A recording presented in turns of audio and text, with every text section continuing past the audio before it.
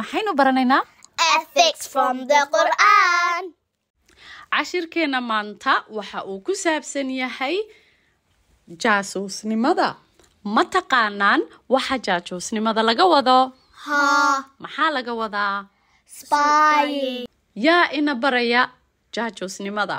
Allah. halkeena lagu barayaa? Quran. qur'aanka. ma taqaanaan halka ay qur'aanka kaga jirto? waa halkee? Surah Al-Hujurat.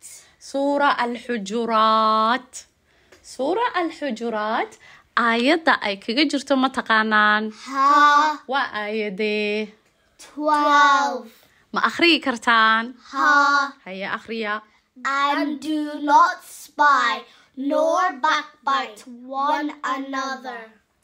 allah subxaanahu watacaala waxa uu qur'aanka nagu yiri yaa ayuha aladiina aamanuu ijtanibuu kathiira min addanni ina bacda addanni ithmun walaa tajasasuu walaa yaqtab bacdukum bacdaa. ilaahay wuxuu nagu yiri kuwa i rumeeyayow ka dheeraada malaha badankii. malaha qaarkii waa dembi, ha isjaajuusina qaarkiina yaanay xaman qaarka kale.